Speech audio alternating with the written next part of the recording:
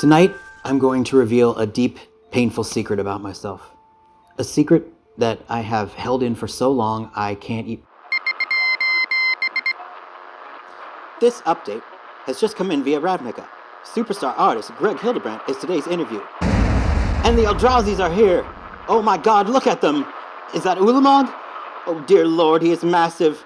How can something with such lovely colors be so terrifying? It's Bedlam! He's picked up a core! She is screaming! Oh, God, the humanity! Oh, wait! Oh, victory! Ulamog just ate Nahiri! Go, Ulamog! No, wait! He's coming towards me! Oh, I'm peeing my pants! Oh, the humanity! Quick cut to the interview with Greg! Oh, he's so cool, you'll love him! Oh my God, Ulamog is here! Cut to the interview right now! Hello. Hello.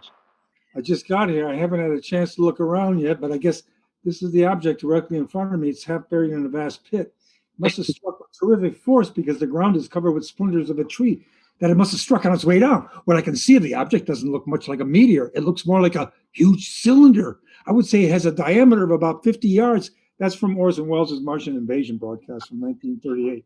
Really? I like to start an interview with that. It has not a goddamn thing to do with anything. That's fantastic.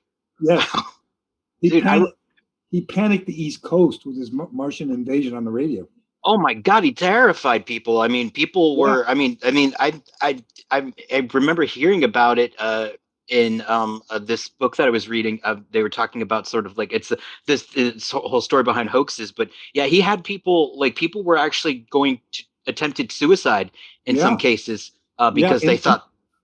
In Grover's Mill, New Jersey, where the Martians landed, there was farmers who went out into the field and they mistakenly took a water tower, a big water tower for a Martian tripod machine. And I think they blasted it with a shotgun. I think it's still there, and I think there's still, the pellets are still in it, I think. At least I read about that years ago. Anyway, that was before my time, but a year before I was born. But I mean, my parents were fans, and they had a book called Pause to Wonder. It was all kinds of magical stories and poems, and they had the entire script of the radio broadcast in this book. And my brother and myself just got a new tape recorder, so we decided we're going to do the whole broadcast. And if I don't know if you ever heard it, the broadcast. I know I actually haven't. It's one of those things that I've been meaning to do. And I've heard, I've heard so many people talk about it, but it's treated like if you tuned in after Orson Welles' introduction, the Mercury Theater on the air, and this is our Halloween show. We're going to do H.G. Wells's Martian Invasion, The War of the Worlds. If you turned in after that, what you hear is like an orchestra playing, like pop, big band music playing. Right. And you hear, ladies and gentlemen, we interrupt this program to bring you a special bulletin. There have been huge explosions of incandescent gas occurring at regular intervals on the planet Mars. Blah, blah, blah, blah, blah, blah, blah. We turn you now to our regularly scheduled program at the hotel, whatever, downtown New York, and more music. But it was like that. It was treated like you would have news bulletins interjected. It was the only time that I can think of that they managed to, this is the Blair Witch Project managed to pull the same thing when it was released, because there was an effective internet campaign. This was right when internet started, right? So people now people know too much now, and I'd imagine you could probably get sued for doing something like Orson Welles. You know what I mean? Like I think there were laws. I think after that show, I forgot what the hell the laws were called and what they were phrased like.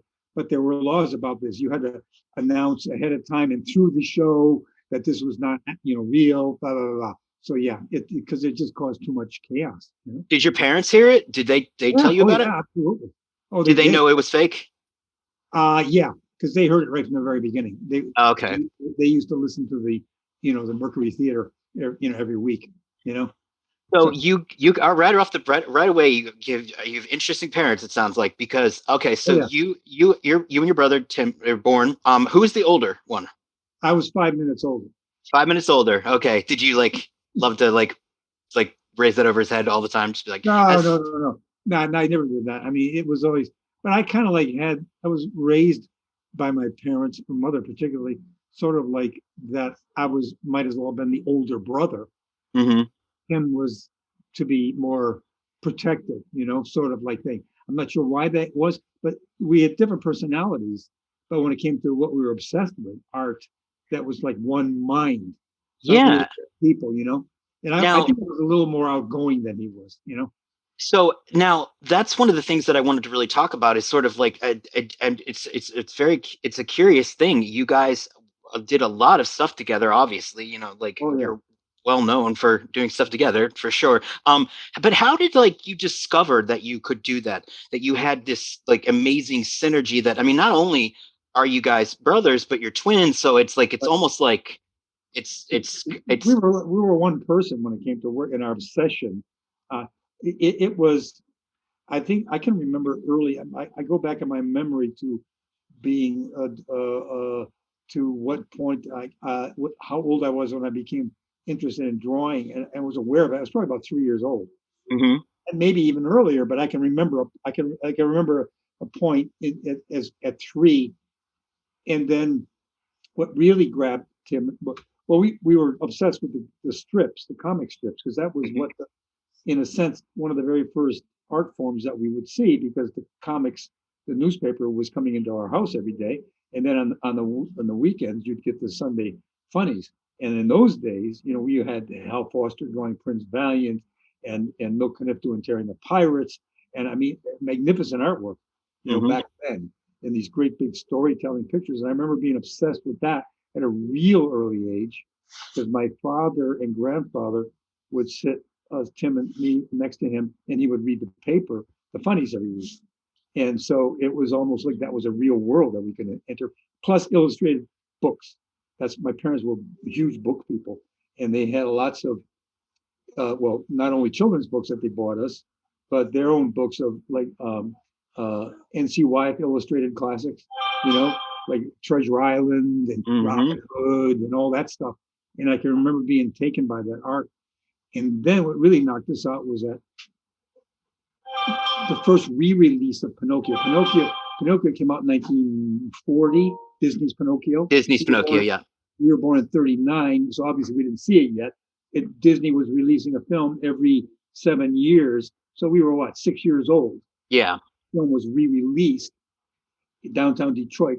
I'm from Detroit, and my parents took Tim and me along with a bunch of our cousins to the theater to see that film.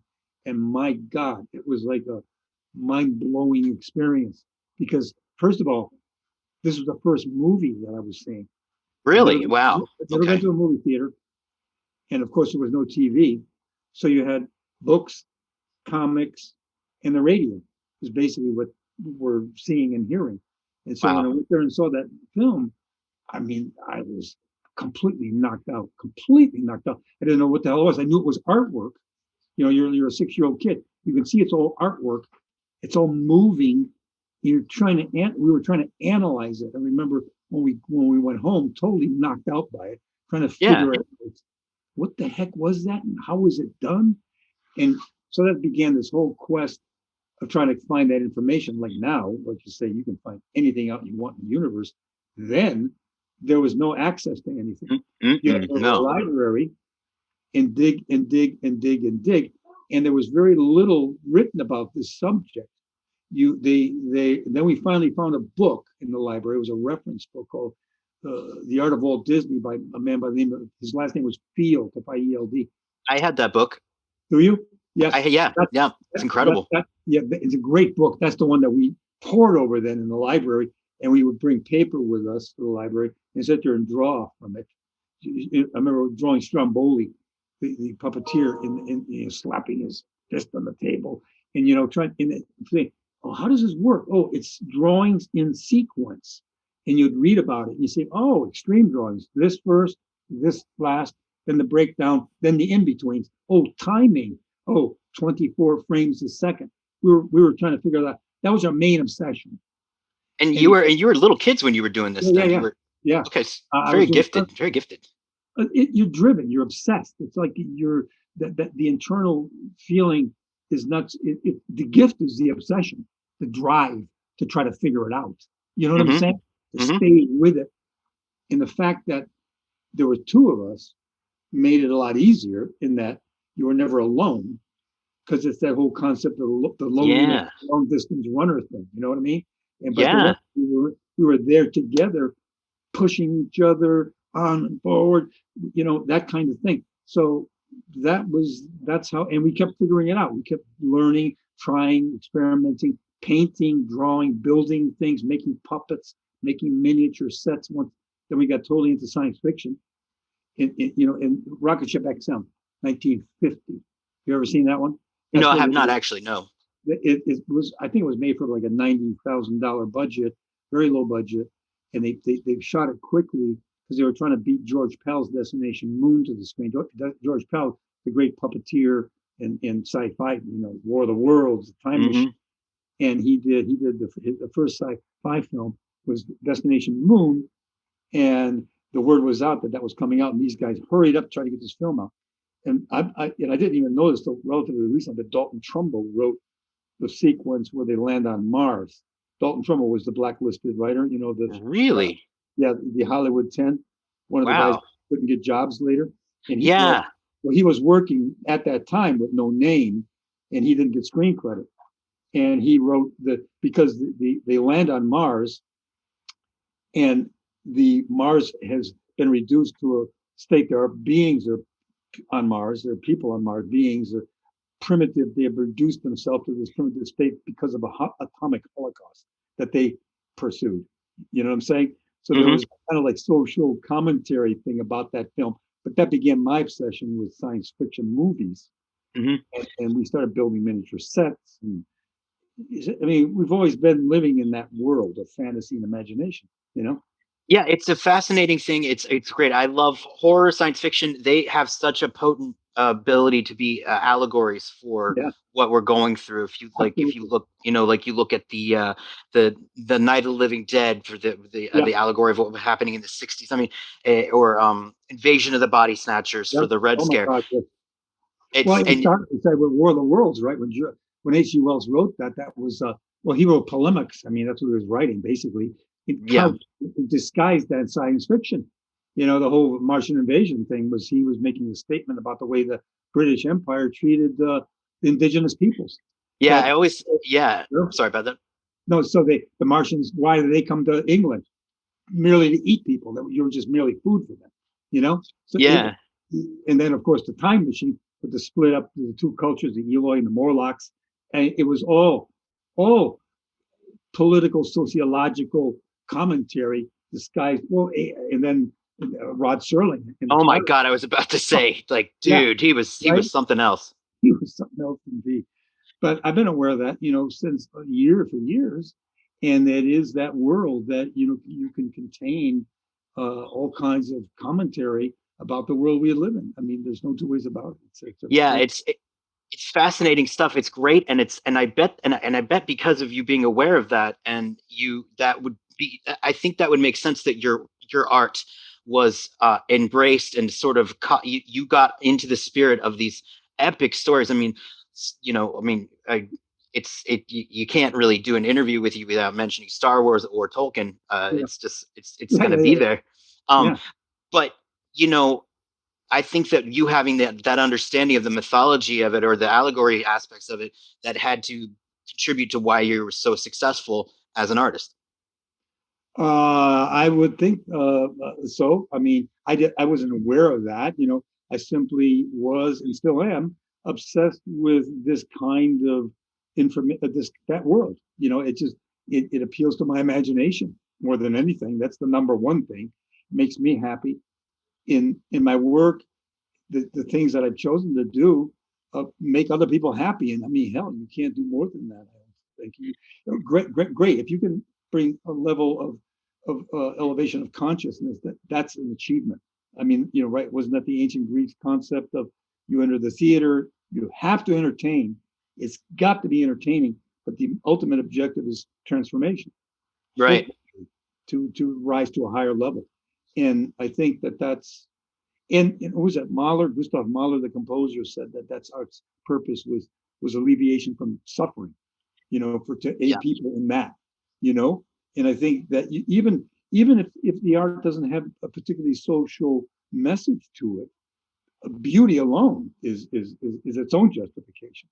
You Right, know? exactly. I mean, and I remember I read the statement that you made when President Trump's presidency was just starting. The statement that you made to fellow artists to not allow the divide to happen. That was a really, like, not just brave but like beautiful statement, and it was one that it was devastating. So many people were Yeah. just splitting up, and art was getting decimated, not because artists weren't creating, but because there was this infighting that was happening. Yeah.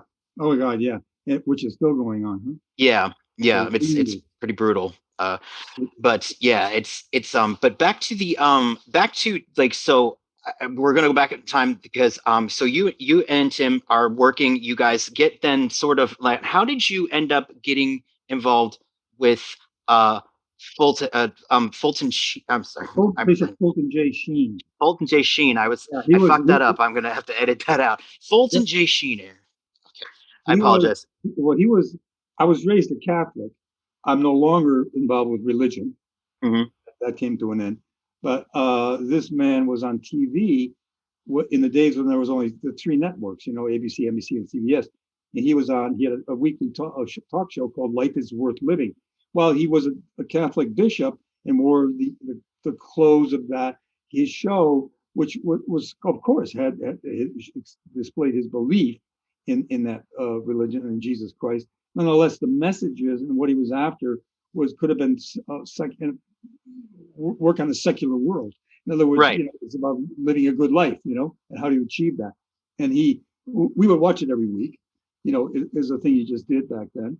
And he Hmm. was friends. He was opposite Milton Berle. There was a Oh, comedian.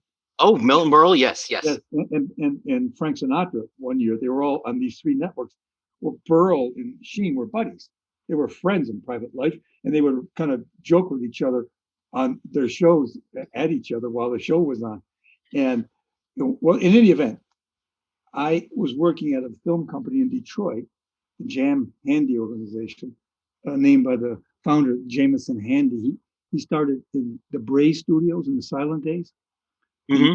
along with the Fleischer brothers, Max and Dave Fleischer, and Popeye, Betty Boop, and Superman, those great, on and on. And they left that studio, and went their separate ways. And Mr. Handy came to Detroit and started a film studio, animation, live action, and film strip, biggest in the country. Finally, it became this. They made educational films. They made training films. They did films for the U.S. Air Force, for the Navy. They did films for General Motors, U.S. Steel, Campbell Soup, and on and on and on. And they were big, and nobody ever heard of these people. And Tim and I we always wanted to go over for Disney, so that became our obsession all our life, or special effects. We finally wanted to do one or the other, but mainly it was animation. And the opportunity came through another friend working at this company. He was going to go over to Disney and work on some projects to come at that time. And at the same time, I illustrated a book that never got published on the life of Christ. Hmm.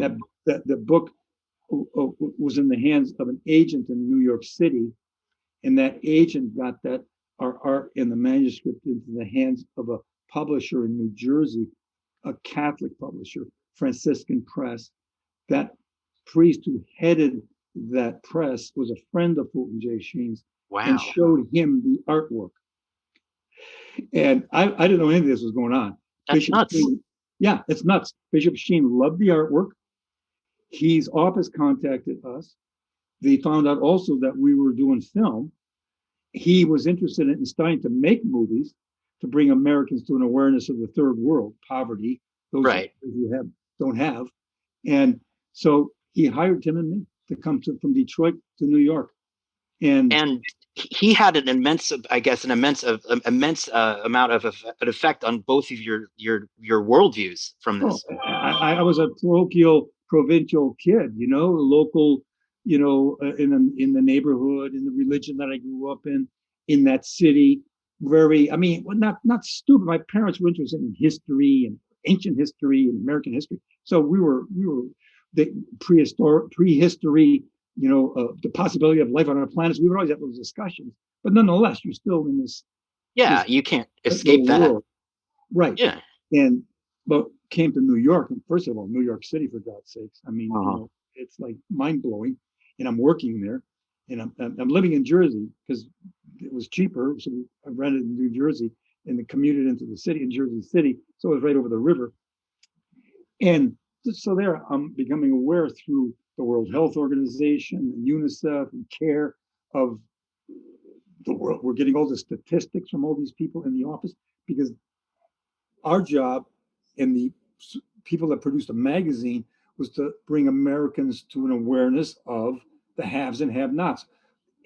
Not for for those who wanted to go into work and do things, yes, but it wasn't like as though they had some agenda or plan or plot, to how to go about this. It was just simply to bring people to an awareness of the actual situation. Because you got to get, most people were not that globally aware.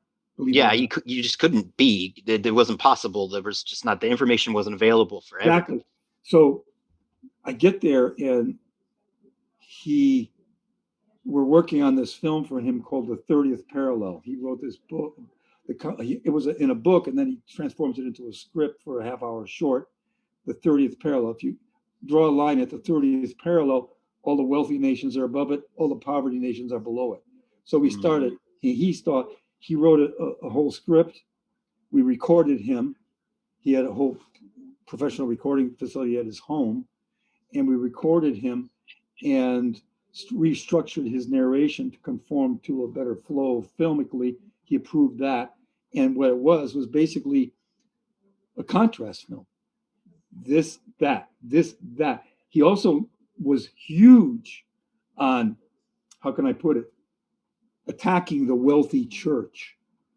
Which, that's pretty, I mean, that's ballsy now. Oh my Back God. then, Oh my that's God. unthinkable. Oh, it's totally unthinkable. He was not liked by many in the clerical establishment, believe me, because he made no bones about it. I remember lines like in this film, and then he would use in other speeches and stuff that he would give.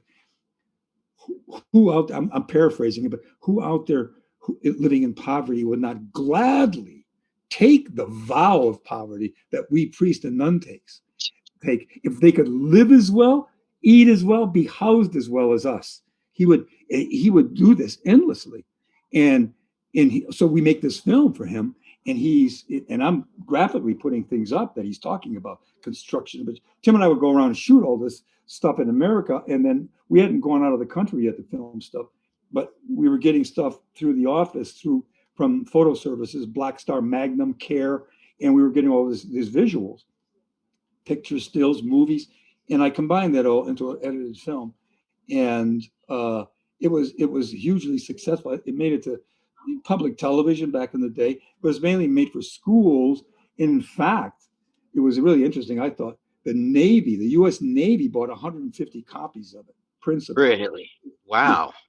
At the way we finished the film, and Tim and I would work on the editing, he didn't indicate what the visual should be. He left that up to us, and then we'd roughly show rough cuts to him on the Moviola back in the day, Moviola machine, and all the soundtracks and everything. And he would make a comment or so, but basically left the visuals that we put up. And when the ending of the film, if I recall right, he quotes, was it John Donne's poem?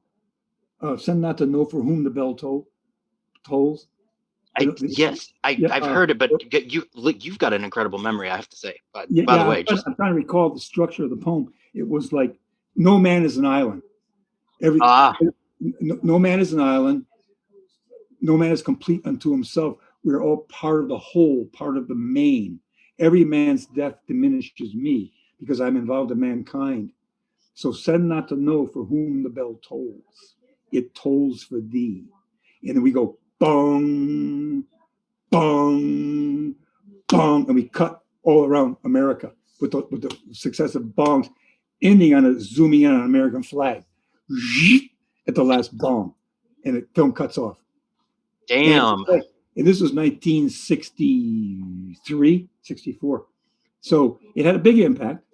And then we went on. He said, the next time after the film was done, we're starting, okay, what do we do next? He said, I want you to go to South America and film poverty. That was his only directive to us. And so in the office, talking with people, they set up for us to go to Colombia, South America, to Bogota as the capital city. There was a film institute there that was making educational films for the poor. And you're how old now when you guys are how old at this time? That was 19. That was 19. I was born in 39, so I was about, I was in my 20s. So young. 24, 25, 26. Oh, yeah, I was still a kid. And this is eye-opening, though. So we rent our equipment. F&B Seco was the big film rental place in Manhattan. We got everything from. Bought all of the film, the raw stock, Kodak, 16 millimeter. We're shooting on 16 millimeter. We got it all together in cases and everything. And then, got on a plane, got it all on a plane, flew there. There was a young Marino priest at the great guy, fantastic guy, met us at the airport. And then we had a real hard time getting the equipment into the country. So he managed to do all that for us. It was very difficult. Yeah, it's a lot of heavy, big. There was I think a military takeover at this time. And I was totally unaware of it. I wasn't reading what was going on over there. You're young and you're sort of very narrow and you're focused. And so we landed, we get there, we finally get all the stuff out. And now we go to the institute, we get a room in the hotel, we go to the building, we meet everybody. And now it's the next morning, we're going to go into one of the favelas or barrios, they call them in Colombia, that circled the city. And Bogota is sort of in a valley, and all the foothills of the Andes are starting. So the mountains, and the mountains were all covered with these slums. I mean, when I say slum, you've probably seen pictures of it by this point. Yeah. I wasn't aware from a distance. So we get in the car, the driver and Tim and me, this young priest, and we're in the back loading up the camera. And I'm not aware. I'm not even looking outside. And we finally get to one of these places, open the door. I step out into it. And oh my God, I almost passed out from the sheer horror, the misery of this mountainside filled with open trenches with urine and flooding down, kids all covered with sores. The smell was overwhelming. These tin cardboard shacks. I mean, the complete and total bottom. And I didn't know what, I was completely, leveled. And I'm trying to film, and we're filming, and everybody's watching us, and we're there with this expensive equipment, and there we are, and we're depending on this young man to interpret for us, and we're shooting for the day, and we come back, and we do this for several days. Finally meet this other priest, this Peruvian priest who's working in this slum, not because of his particular Dominican order. He was a Dominican priest, but because he personally wanted to help these people, because the order didn't give a shit. They did not care. Yeah. And he had this little dispensary that he had built with a minimal amount of stuff, Band-Aids and things of that nature. And so we're filming him and interviewing him, and he's talking with us. And right up, you got to get these favelas, these slums are here, and right here's a wall with all this busted glass and barbed wire on it. And on this side is the oligarchy, the ruling class. It's that close. It isn't like here where you have this shift if you move to poverty areas. It kind of morphs and transforms. Yeah. Here, boom. It's like shocking. You're not it's brand new to you. And I'm, oh my God. And this Peruvian priest is saying, right up at the mountainside, there's this slum, and right up on the mountainside, way up, there's this girls' school for the oligarch, for the ruling class, Catholic school, with all these nuns and these girls all dressed in their uniforms. And this priest is saying, look up there, interpreting through this, look up there, see those people up there. They think these people are animals. They think these people are subhuman animals. And I said, what? He said, that's what they think. So that's how they get through the night, basically. Yeah. And then he says, follow me. So we leave and walk down from his place with the cameras down the street, out of this particular barrio, down the street more now into the oligarchy ruling class neighborhood, down a couple of streets, not too far. It was like a half a mile, if that, maybe 4 blocks. And there he shows us, he points to this gigantic, beautiful palace built in the 1700s. He said, that's the papal nuncio's palace. Hmm. So he points at that, then he points back to the slum. And he points at that, and he points back, and I'm like this. You know? Mm-hmm. So we come back with all this footage, and the bishop, not new to him, it's just that you could see that he's well aware, he'd been to these places, he was doing much to help. And we're showing all this footage right in the middle of it. We're in the conference room with a projector showing the footage, and he slams his fist on the table and says, "We ought to train priests in Marine Corps tactics and send them down there and take the land away from the rich and give it to the poor." Mm-hmm. Boom! It just flew out of this man's mouth. And it wasn't like he wasn't advocating any kind of a political policy. You get me? Not in the least. He was not that kind of guy. It was totally apolitical. He was not involved. But you could see the emotion come out of the man. That's the kind of guy he was. And I was so, and like I said, well, I have nothing to do with religion or Catholic Church now. He is still an iconic figure to me, incredible human being, and one that helped peeled my eyes, as it were, about the global consciousness. Have you kept up with what was happening with him when he was nominated to be a saint, and I kind of feel like there's bullshit afoot in this, but all of a sudden they have to stop because he might have been involved with the New York situation, or with the church and all of the clergymen involved with the rape of the children. But he's not, from what I understand and what I've read, it's not even remotely possible. No, not at all. No. I'm well aware of that whole stuff. I think it's because he probably pissed people off. Number one, it sounds like. Absolutely, he did. He pissed off everybody. He did not. That's Cardinal Spellman used to be the head of the Archdiocese of New York. Of the boroughs. He was a powerful man. He was like a number one politician, and everybody feared him. And he was really connected politically, and he was Bishop Sheen's superior. And Bishop Sheen would never air dirty laundry about his differences with anybody in public. He wouldn't do it. And I met Spellman once. He was in the office. Tim and I were editing, and I turned to the door, and there he was standing there. And the bishop quick grabs him and says, "Bishop, the boys, this is, His Excellency Cardinal." And of course, he holds out his hand. You got to kiss the ring of the cardinal and then go on your knee. The bishop would never let you do that to him. People would come to the office and they'd want to grab his hand and go down on their knee. He'd grab him and jerk him up. You know what I mean? Like, don't do that. Mm-hmm. Yeah, but Spellman, I think it was 1967. It was a shock to us into the whole office. Suddenly the bishop comes in and announces he's leaving. He didn't say why. Yeah. But what they did was, I found out later, they sent him, this Spellman guy, this cardinal, through his power with Rome, got the bishop transferred to Rochester, New York, where they figured he was going to be put out to pasture. Mm-hmm. Send him up to New York and get him off the scene. Get him out of New York City. Well, what's he do? First of all, the bishop gets to New York, to Rochester. He refuses to live in the bishop's residence because it's too ostentatious. Takes a little apartment. That pisses off the establishment. Uh-huh. Then he gets involved with a African American activist group looking to get blacks into Eastman Kodak in white collar jobs, which no blacks were in white collar jobs. He got involved with that. That pissed everybody off. Then he starts having ecumenical services, rabbis coming and back and forth. This would be 1967. You know what I mean? This was a time when the whole country was all on this right wing left, like it is now. Yeah. Revolutionary extremism, and he was a guy that was trying to bridge over troubled waters. You know what I mean?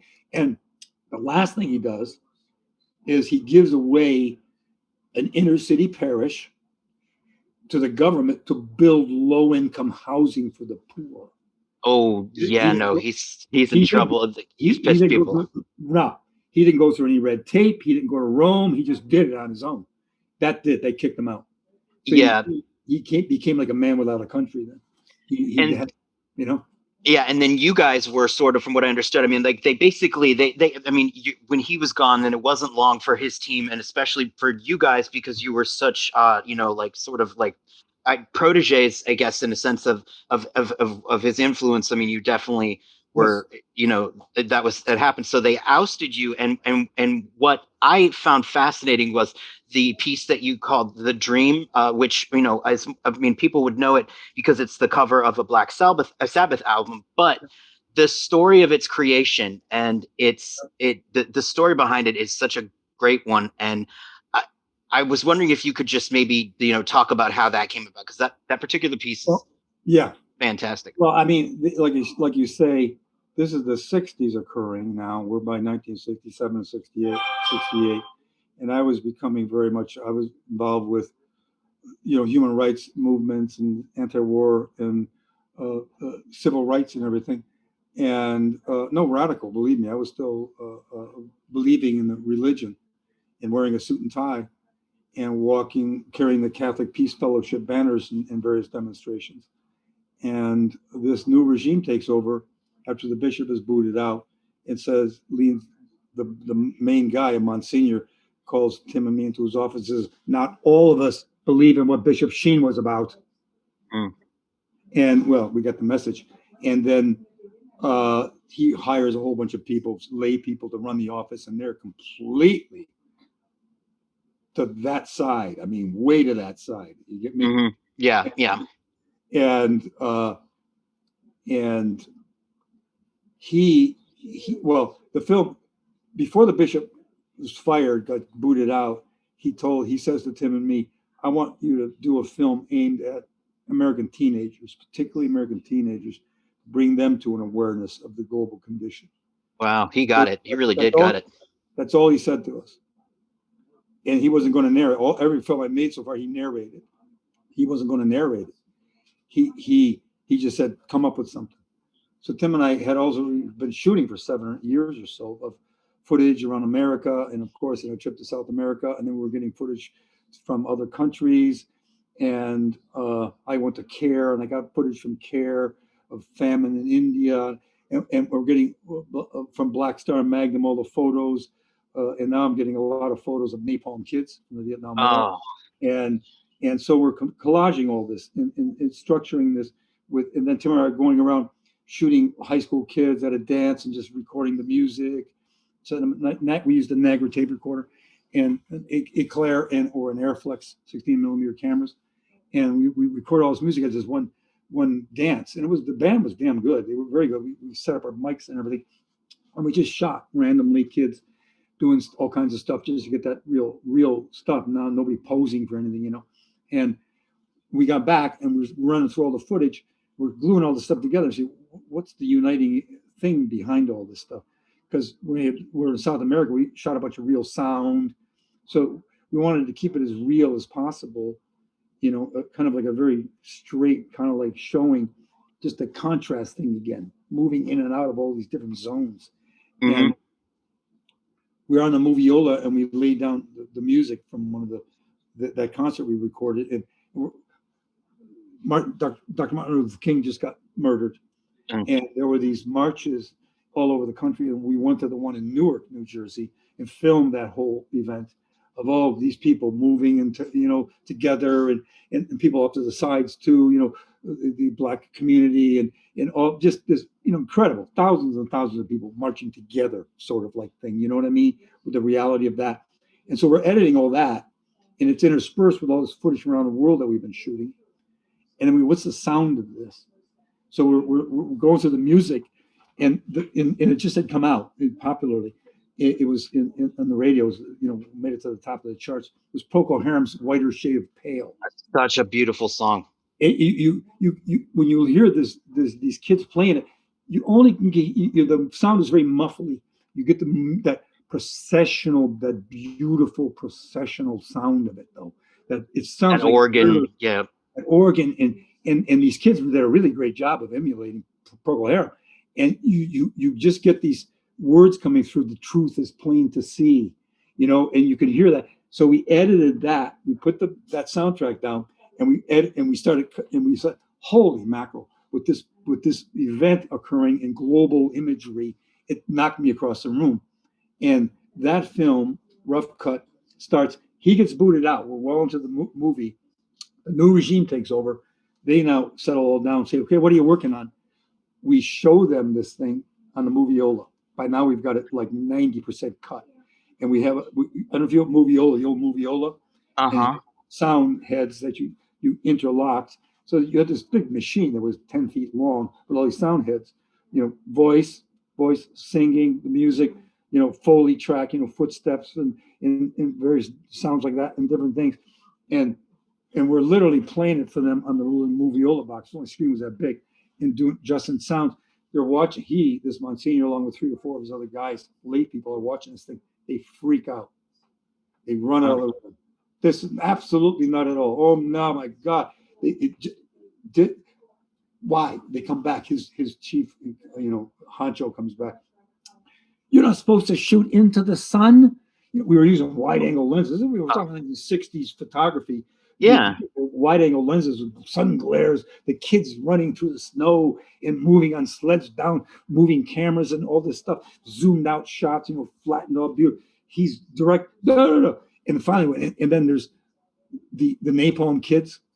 We stills of that with bombers and jets and everything, and fast cut to the beat of the rhythm of the music. A lot of it, we just going to the drum rolls and single 2-frame stuff popping in and out. I mean, we're very tough to edit, but we were totally obsessed with this, and they freaked out and they said no, absolutely not. So there's women in the promotion department were friends of us and Bishop Sheen because they had been there for a long time. They did a magazine they put together, and they said, wait a minute, and they talked to these people, and they said, don't destroy this.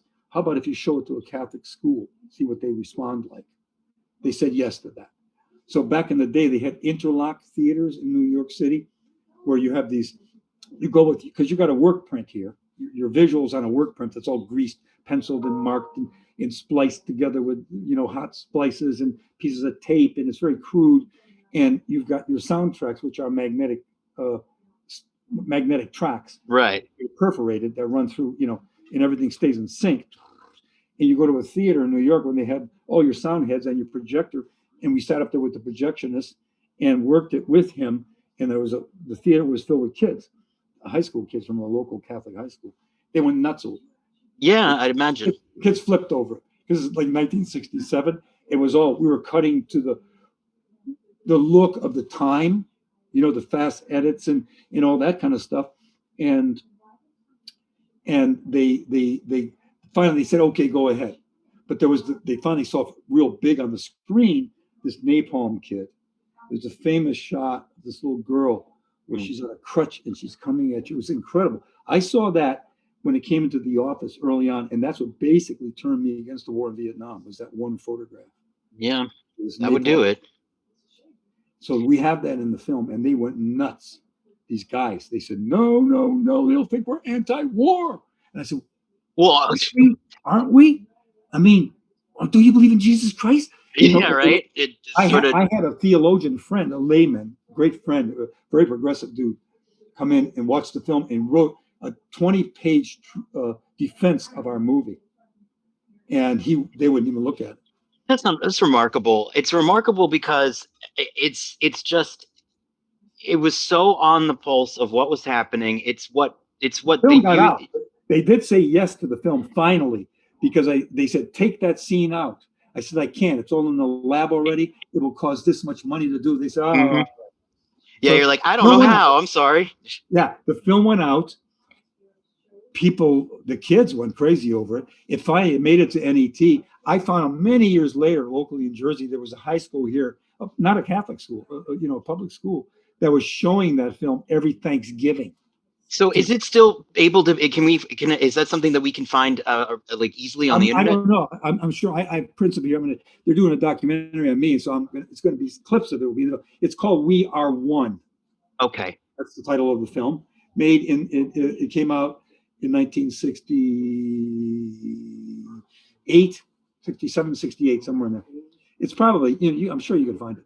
I simply I have to. It's astonishing. And so the painting, I guess it doesn't have a name. It's the dream, dream number Oh, two, I think. oh my God, a long story, but Oh yeah. no, it's please. So all of this conflict that's going on with me now, not only with these people, but the fact that I'm going through this big changeover in terms of religion, in terms of the way I looked at history, the way I looked at everything, the lies that I had been fed all my life, the lies of history, you know what I'm saying? And Right. all that stuff just blew my mind. And I went to sleep one night and that image showed up. It did show up in my dead sleep. You know that point where you're leaving consciousness and your subconscious is emerging, Hmm. where for me, a lot of the time, very strong image will form. It just sort of like whatever I'm going through, it gets pieced together, Hmm. showed up next. And but the dream was then as I laid there, I just let it play out. I'm walking through this refuse, the disaster zone, the asshole of a city, so to speak, the end of everything, the destruction. And I come around the corner and bend, and there's these hulking figures, faceless, black holes with whips, just kind of hunkering around, staring at me, or the black holes were staring at me. And there's a rack that they're next to, a giant rack with this, looks like a skin stretched on it, all bleeding and whipped, and all these devices and stuff all over the garbage, and torture devices and concentration camp devices, all kinds of stuff. And what I sensed and knew in the dream was that skin was their last victim, and I was next. And I knew also that they're all coming in rags. They're all composed of rags. I knew also that those rags were the skins of all the previous victims. That's what they were composed of. Mm. And I sketched that down, and then I finally painted it. It's And incredible, and it is such like, and if you and if as somebody viewing it, it could be a literal, like a literal allegory for what the church actually does, as far as the sins that they are guilty of doing.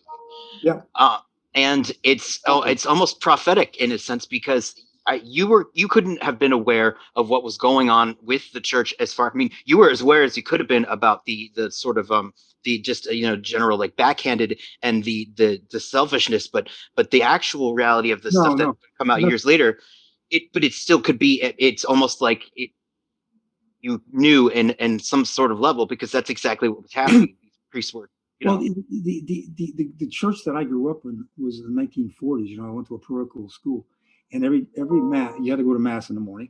You go to school, you go to mass. And so what the fuck? Excuse my English again. In oh, the no mass, problem. at the end of the mass, they had you go to the mass, the Catholic ritual, all that, the bread and wine and everything. Get to the end, the priest would come down, kneel, and say two prayers that the audience was supposed to listen to and say amen to. The first one was a prayer for the conversion of Russia, of course, communism. Mhm. The second prayer was a prayer for the conversion of the Jews. Oh Lord. That was there every day. And you're a kid, you listen to this shit. And they're not overtly teaching anti-Semitism every day. They're not preaching that. I don't remember that, but I remember in the Good Friday services, every Good Friday, you had references to the perfidious Jews. So it's there. And so that I was aware of. And you'd go home with it and you'd wonder, I didn't know anything. I didn't know any Jewish people. Yeah, I didn't know any Hispanic people. I didn't know any Asian people. I grew up in a white working class neighborhood, which was Belgian, Irish, Italian. So I had no connection to anything in the world, out there. And most of us didn't. Most kids my age had no connection to any of that stuff. So I grew up believing, priests were holy men. They were, the Pope was Christ's representative on earth. You just were programmed with that information to think that these guys were way up here and the nuns were way up here. But of course, the nuns were always second-rate citizens. All women were always second. And that whole Judeo-Christian Muslim thing, they're all women yeah. are nothing, right? I mean, in varying degrees of nothingness, depending on how extreme your views are about each one of those religions. It's women not are a all- good place. It's not a good place to nurture women being treated as equals at all. For No, you know, and for sure. certainly back then in the 40s, like in the Catholic Church, it was not. I mean, it was horrendous. I mean, really, let's be honest about it. A woman's place was at home in the kitchen and in the bedroom. I mean, that's it. Right. You know, and then in the teaching though of the church, I don't remember even ever being taught overtly of maybe throughout the admonition, love thy neighbor, but there was no real working at that by the priests or the nuns to make sure that you really grabbed that concept of what the hell that meant. There was no condemnation of bigotry, prejudice, or intolerance. It just, they never did it. I mean, the big sin, there were two big sins. One was sex before marriage. That was one they really landed on, hammered Yeah. at you. And the other was if you don't give to the church. And obedience. Obedience, of course, number one, because you don't have that any institution like that unless you have obedience. Yeah. So they really hammered at that. So I mean, with the sex one, about the sex being the really big one that they could really land on, and the Catholic Legion of Decency, which was this. Right. I mean, they condemn movies, and they really focus on that. And if any of us Catholic growing up would have known that they were doing that at the same time, pan over here into their bedroom and see what the fuck they're doing to little kids. I mean, it's overwhelming. I'm not saying they all were doing it. Don't take me wrong. No. Like that. But, you know, so yeah, when I did find it out, needless to say, the top of your head goes like this. Yeah. A painting behind you. yes, absolutely. It's exactly, and I mean, and it's just, it is astonishing. I literally, my mom is a lapsed Catholic and my dad's Jewish, so I have a very interesting viewpoint. Yeah. I always say my parents rebelled against God to make me, but so that, I mean, that piece is incredible, and I, again, the work that you've done, I mean, it's it's astonishing, the life that you lived. I mean, the Star Wars story, and now that one's been visited a lot, but what I didn't realize was that you never got the original painting back that you two did. No. Well, I mean, you know, back in the day, I mean, there were some artists who would get their paintings back, but mainly the way that Tim and I worked, and most of the illustrators that I knew, you'd bring your job in, the painting into the publisher or the kid's book, or in this case, the Star Wars poster or movie, what the hell ever you're working on, ad agency, and drop the art off. And that was it. And then you never see it again. They'd send you a check. A lot of times you have to beg them to send you a check. It'd take a year sometimes to pay it. Yeah. But and I never thought about it. I remember there was Vinny DeFate was at that time starting to talk about Vincent DeFate, the artist writer, who was working. And I remember meeting with him once and trying to clue me in as to artist rights. He was really trying to get artists aware of that stuff. And he would say, "Don't take your after this." It was after the Star Wars thing. Don't send your pic. Don't give him your picture. Go to the photographer, get it shot yourself. Give him the chrome. Don't give him the painting. But I never did. And so we brought that painting in. And it was a heat of the moment thing anyway, because we did that picture in 36 hours. The movie was coming up. That's insane. I mean, like, and were you guys like together? Are you both drawing at the same time? I mean, yeah. But we went in and picked the job up, and they already had a poster. You know, Tom Young's poster. Mm-hmm. That was the very first one. Tom Young came up with that setup. I don't know really. I guess I never met him. So I said, "Well, there's your poster. What do you want us to do?" And the only directive they said, well, the director wants it more comic booky. That's all he said to us. Okay. So, but we were known already for the Lord of the Rings. We right. We had and we had come through overnight for these guys once with a painting, literally overnight for Young Frankenstein. It never got used, but they remembered that. They remembered that, and so we could paint fast. We work fast, boom, boom, boom, boom.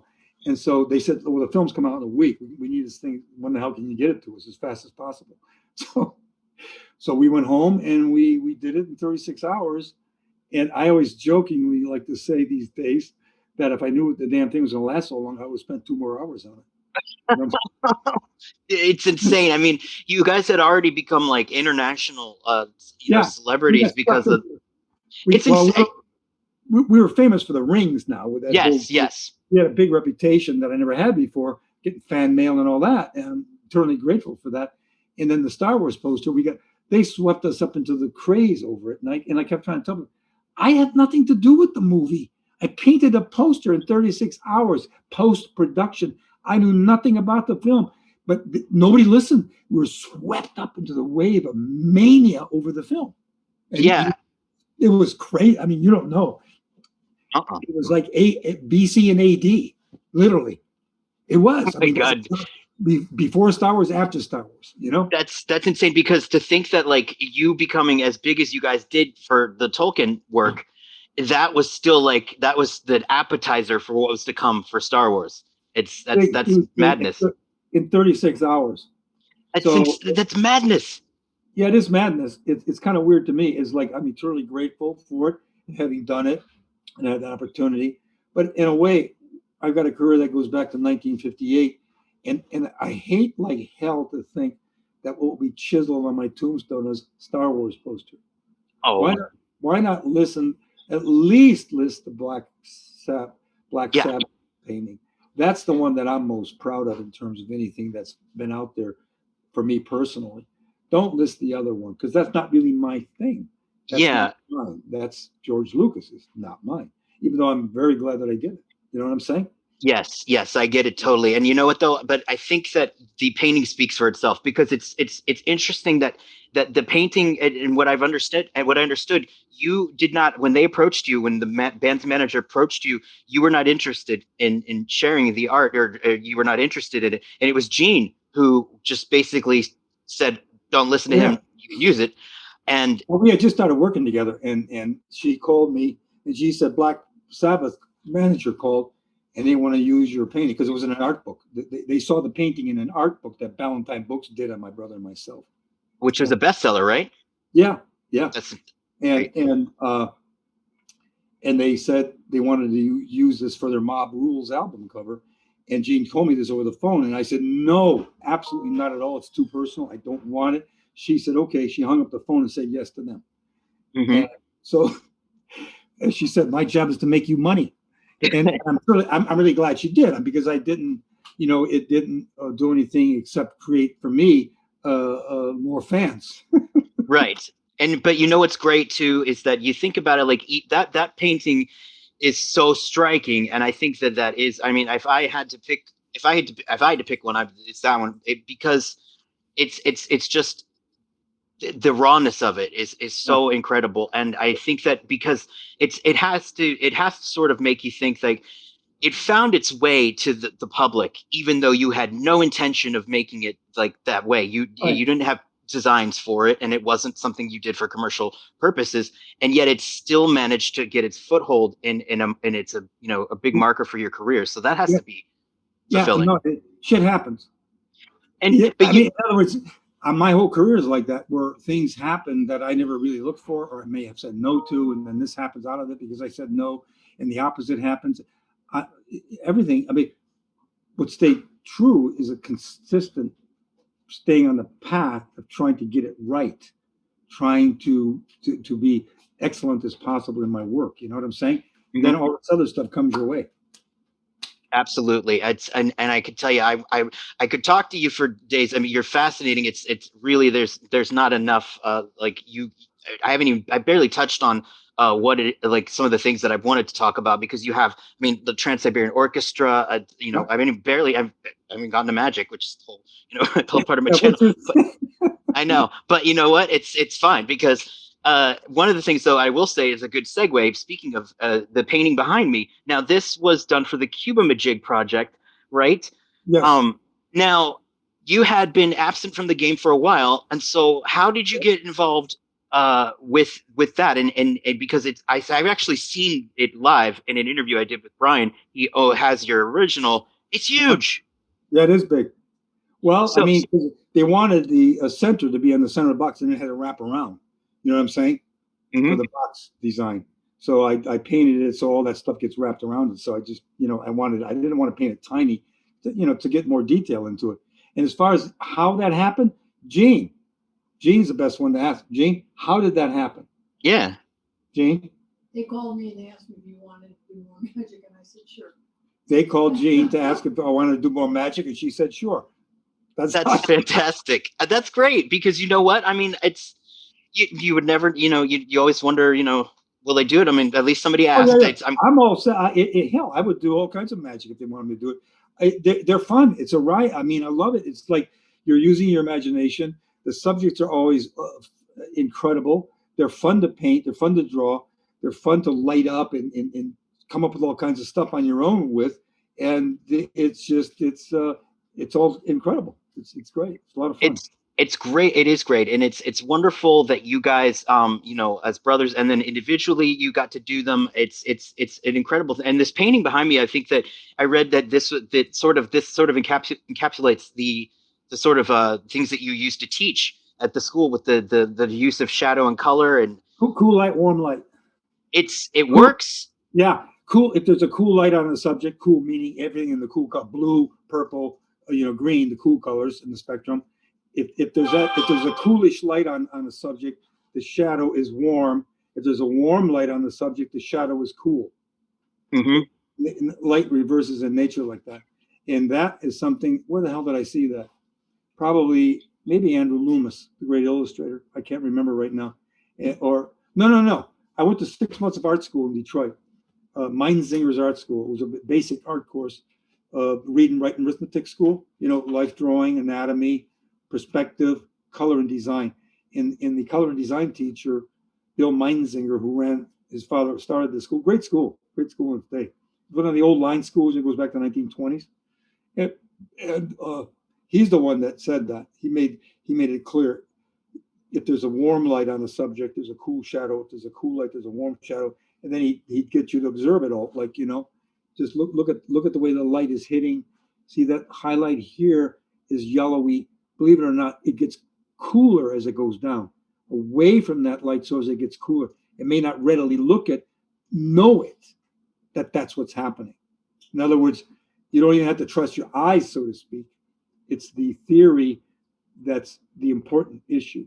Cool light, warm shadow, warm light, cool shadow.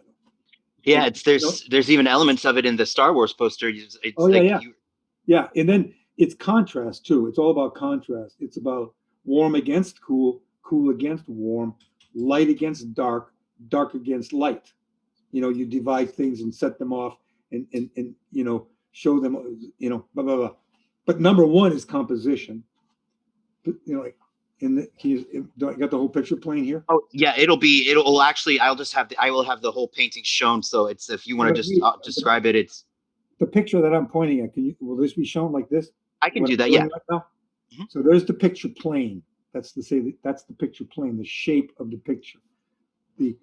Determine your primary center of interest. My head is positioned. There's my primary center of interest. The head's position there, little off center, little and up from the bottom.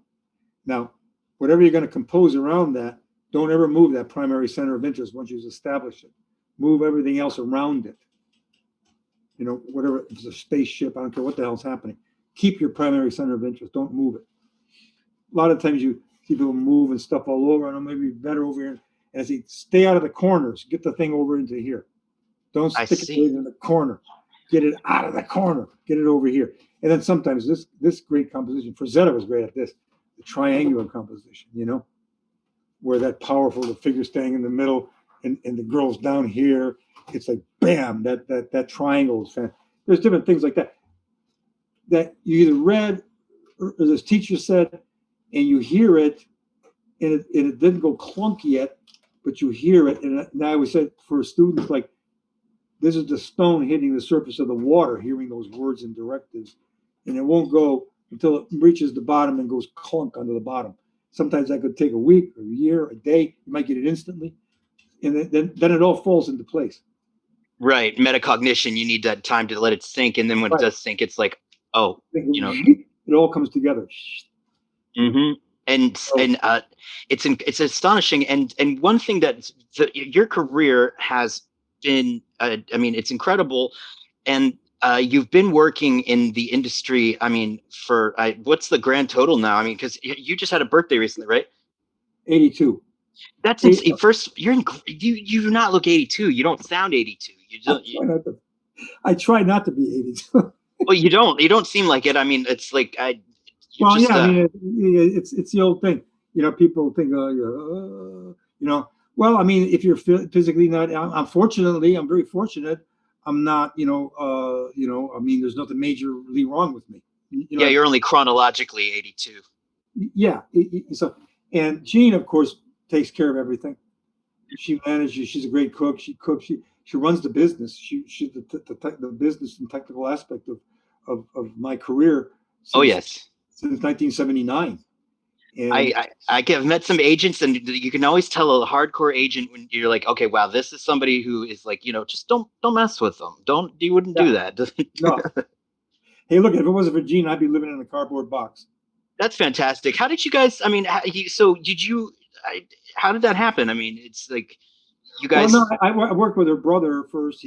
I met him when he was in college, and I brought some paintings to a class that he was in. The professor was doing a lecture, and some of my paintings, those dream paintings, fitted. And so I met him, and then we worked together for a while, and then he introduced me to his sister. After I tried Ursharak and tried to get off the ground as a film, and that didn't happen. But then he introduced me to Jean, and she and her brother decided to go in business together, and they started their own publishing company, Unicorn Publishing. And then she right off the bat was my agent even before they started the publishing company. She took me on, and then the very first thing that she did, the big thing that she did, she was working on this film that Peter Yates was directing, Krull. No comment about the film. It came down to either Frank Frazetta or Tim and me to production design the film, and the studio, the producer decided on us because we had some film experience.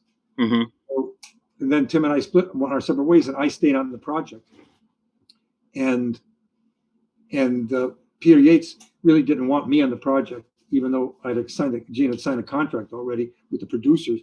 He had other people in his mind that he wanted to production design the film. So they let me run out the contract, and I produced 200 drawings, Gene? Something?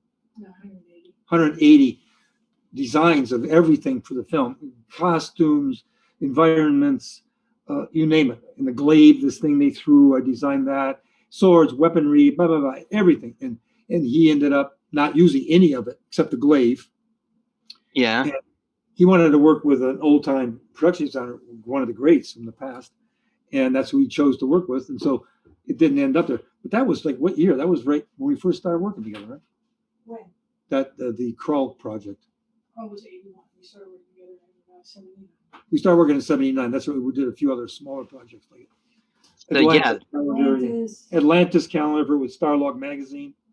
I'd say I was born in 81. I remember Starlog and Fangoria and all. Yeah, they were great. Yeah, it's good stuff. Yeah, so we did stuff with them, posters and whatnot, and I don't know. So we started working together very closely, and then she started a publishing company, and Gene and I started going through the kind of cherry picking the classics that we both loved that were in public domain. I see. So the very first one for her company was The Wizard of Oz. That's right. And I happened to have the first printing of the book. My mother had it. She had all 40 copies, all because Baum wrote 40 books. Whoa. She had them all. And so Jean's objective was to set the type from the first printing of the books. That became what she wanted to do. And so with this Oz book, she set it from that first printing. And when the book came out, there were a lot of people writing letters saying, you know, how many typos were there, Jean? I'm not sure in the total book itself. I have no idea. There was probably 40 or 50 typos. There was like 50 or so typos in the book, and they were complaining about them. And then Jean said, "Well, no, this is original printing. We wanted to stay true to the original printing."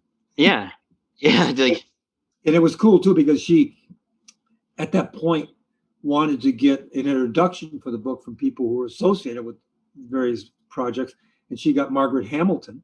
Whoa! She was very ill. The Wicked Witch. The Wicked Witch. She did the introduction for the book. That's great. I mean, again, like your life. I mean, I could just say like I heard like it was that you were it was a Marlon Brando and a water gun at Michael Jackson's. I mean, like you Yeah. had these a squirt gunfight. I mean, it's astonishing the life that you led. Again, I could spend It's different. forever. It's variable. It's all over the place. It's pretty crazy and But wild and interesting, and you know. but in the end, and at this, I won't keep you much longer because I do have to let you go because Yeah. I will literally like just keep you until like you run out of gas because it's that fascinating. But what I think is great and what I was kind of upset though when I read was that you said you've never been truly satisfied with any piece that you've done, that there's always part of you that wants to do better, and that is the thing that keeps you going. Yeah. But your stuff is so good. I Well, mean, thank you very much. I'm glad you see that. I'm glad you don't see it the way I see it. no, I mean it's I so think most artists, so you act. I think film directors got to be, there. How many times you read that if they could recut the movie, they would do it all over again. You know what I'm saying? Mhm. It's like that. It's a driving thing that drives me. You know what I mean? It's something that's always been there. It's I like gotcha. it's just there, and it isn't like I'm neurotic about it or I go nuts. I used to be. It would make me nuts when I was younger until I finally got. Well, wait a minute. That's just part of the process. That goes with the territory. It's That's it's that's the way that goes. And then Jean too. Now since we've been working together, she kicks my butt to even take it further. It's like when people ask, when do you think a painting is done? How do you know a painting is done? I say when Jean says it's done. So that's always good to have eyes on something other than your own that know what they're looking at. Those eyes know what they're looking at and how to go about talking about what you're doing. Because right.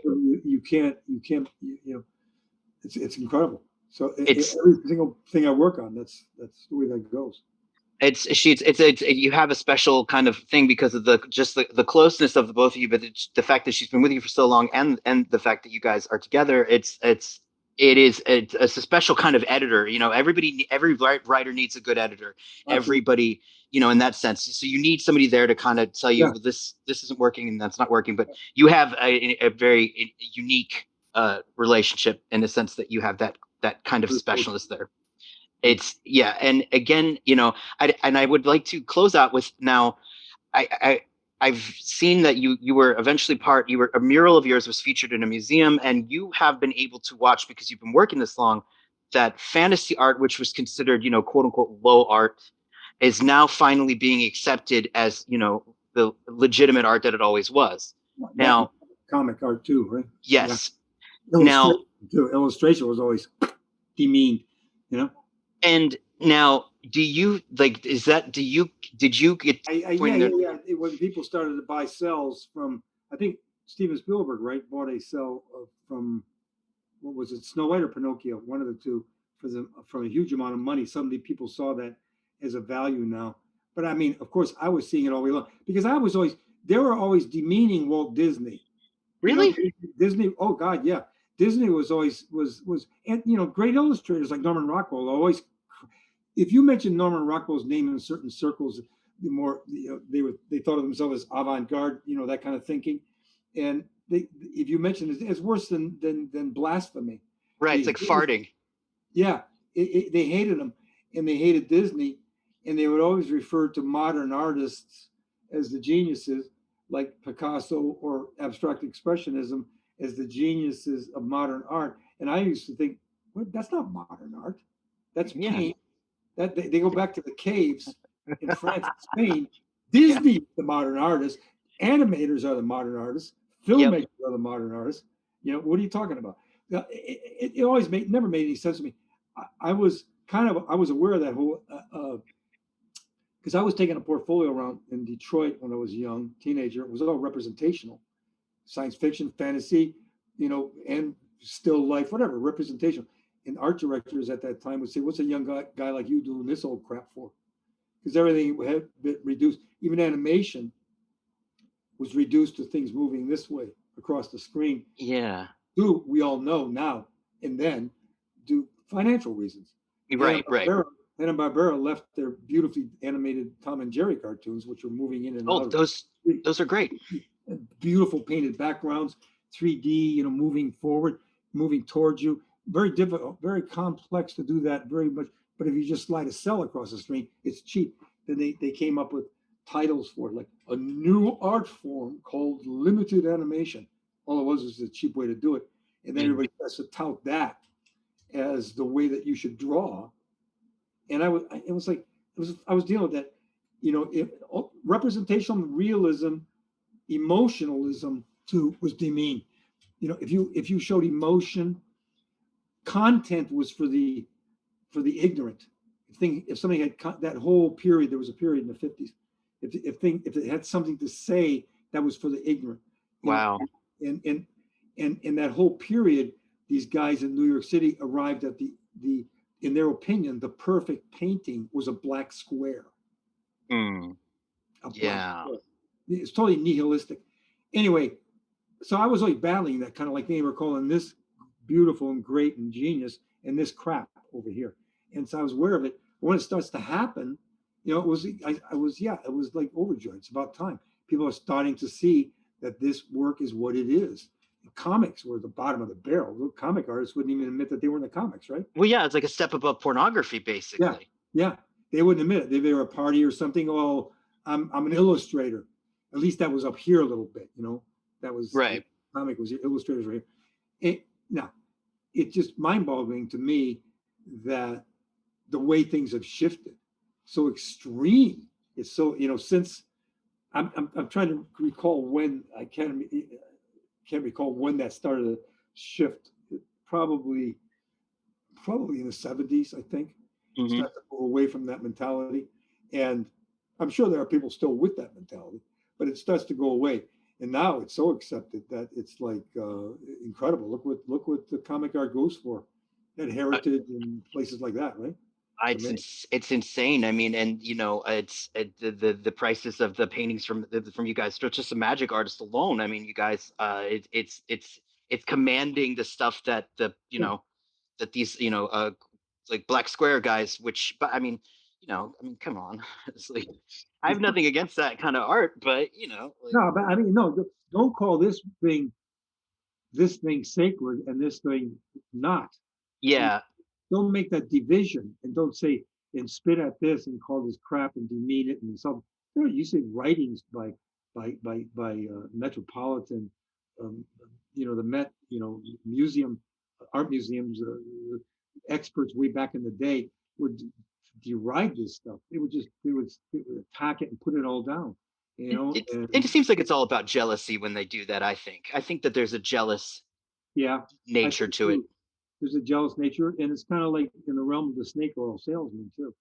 You have inept people, or they don't want to really pursue what it takes to draw a beautiful figure, standing solidly, anatomically beautiful. That takes a lot of work. That takes a lot of observation. Takes a lot of study and analysis and know-how to do that, as opposed to just say, get drunk and throw paint at the wall. Yeah, right. Exactly. Everybody runs to that, drunk paint at the wall, or Band-Aid stuck on the wall, or a banana taped to the wall as something of value. And well, I mean, all right, fine, if you see that valuable, but don't assault and put this down over here. 100%. I think that those people who, if you can't be jealous of something if you don't know to be, and I think that they are that's where it comes from, and I will leave it at that. Just it's I cannot thank you enough. This has been such an awesome experience. I'm basically pretty new to getting into the fantasy art in general, and somebody suggested you as somebody he's like, well, you should just try to talk to Greg Hildebrandt. And when I got you, he was like, what? And I was like, yes. He's like, I didn't think you would actually be able to get him. I was just throwing it out there. So when I was researching, and I was like, holy shit, wow. Well, I mean, it was really nice talking with you, man. It was like I enjoyed this, and I hope it does what you needed to do. It's done what it's needed to do. I mean, if it could have 0 views tomorrow, and I'd be like, I still got some from it, so I'm happy. All right. Thank you so much. Thank you. Bye.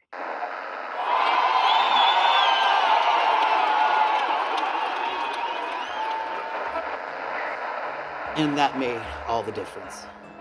Wow. Thank you so much for letting me share that with you. For once, I didn't use humor and shtick to hide my feelings.